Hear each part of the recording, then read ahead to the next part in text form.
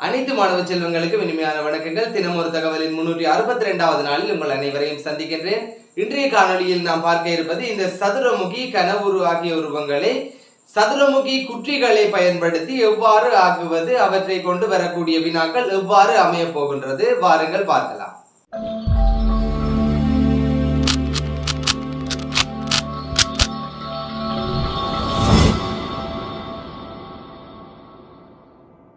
பார்த்துக்கொள்ளுங்க பிள்ளைகள். படத்தை சிறிய சதுரமுகி குட்டிகளை பயன்படுத்தி ஆக்கப்பட்ட உரு அருகில் காட்டப்பட்டுள்ளதாம் பிள்ளைகள்.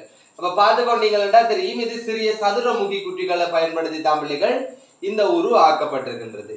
இவ்வுருவை கனவுருவாக பூரணப்படுத்த இன்னும் எத்தனை சதுரமுகி குட்டிகள் தேவை என்று சொல்லி கிடக்குது பிள்ளைகள். அப்ப இதை நாங்கள் ஒரு கனவுருவாக மாற்ற போகின்றோம். கனவுரு என்று சொன்னா எப்படி இருக்கும்ன்றது பிள்ளைகளுக்கு தெரிஞ்சிருக்க வேணும்.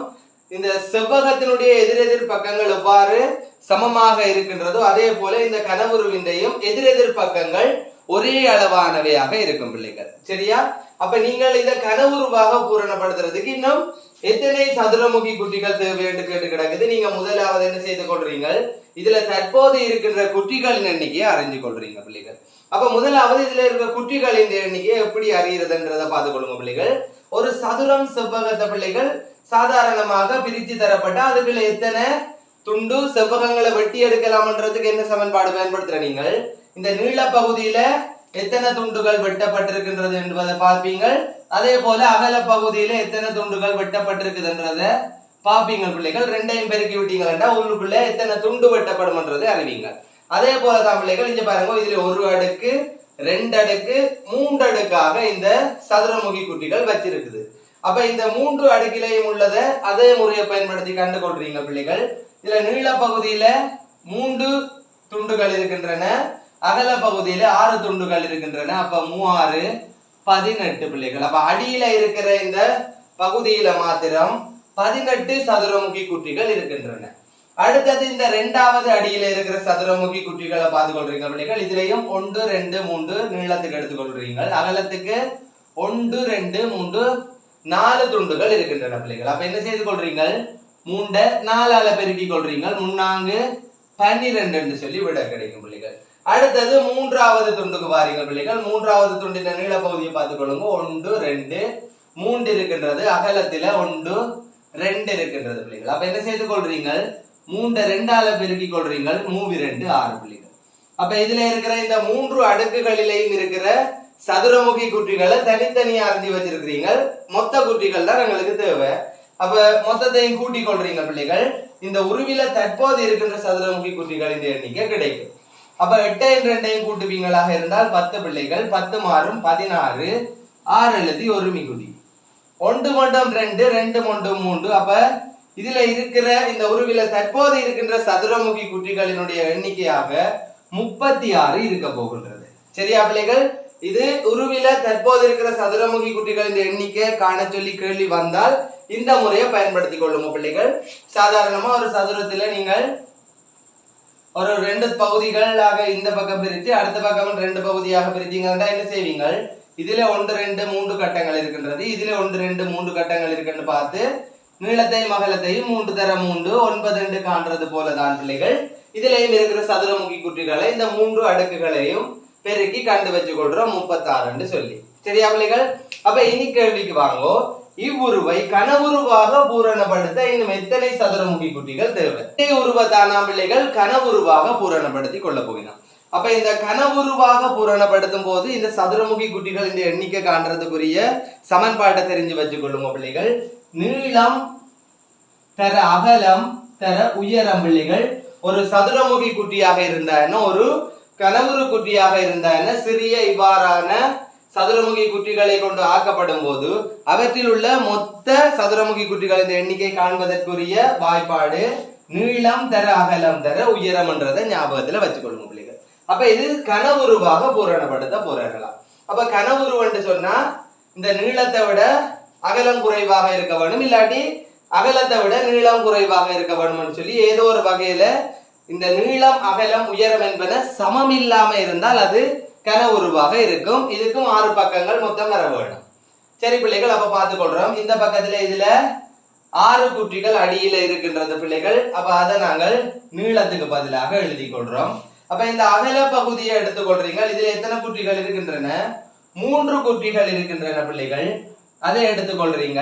அப்ப கண்டிப்பாக திண்ம வடிவங்களுக்கு என்னவும் இருக்கும், உயரமும் இருக்கும் பிள்ளைகள். என்ன தள வடிவங்களுக்கு தான் தனிய நீளம் தர அகலம் வரும்.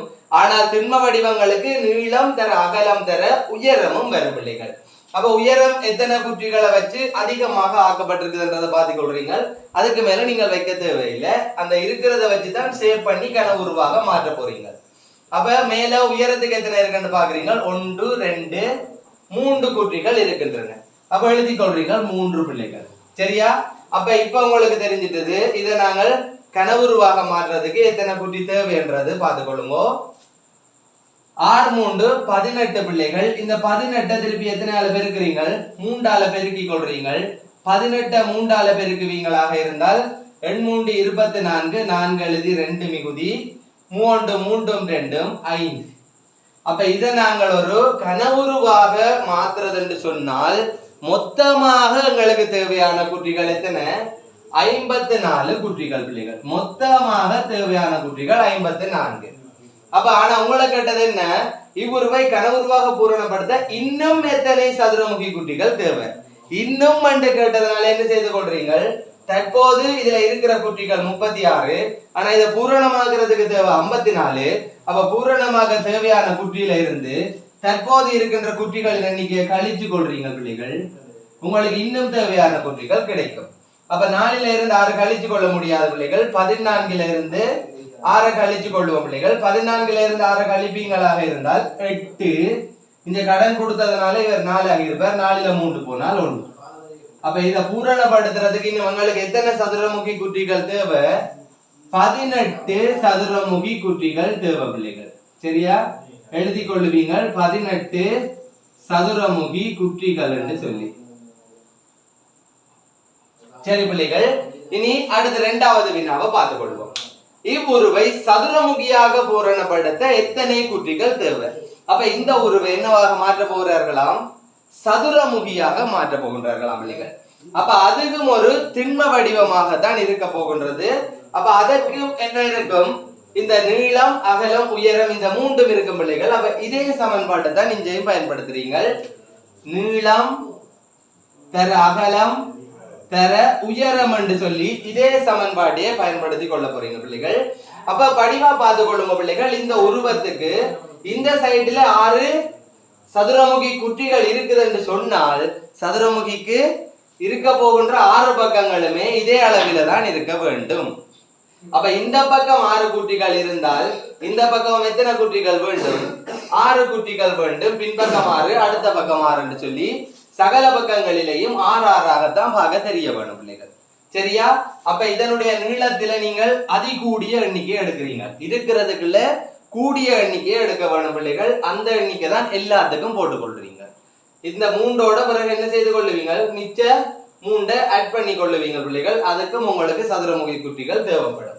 அப்ப இதுல அதிக கூடுதலான பக்கத்துல இருக்கிற குற்றிகள் எடுத்துட்டீங்க. இதுல 6 குற்றிகள் இருக்கின்றன பிள்ளைகள். அப்ப நீளத்தில 6, அகலத்தில அதே மாதிரி 6 எடுக்கிறீங்க.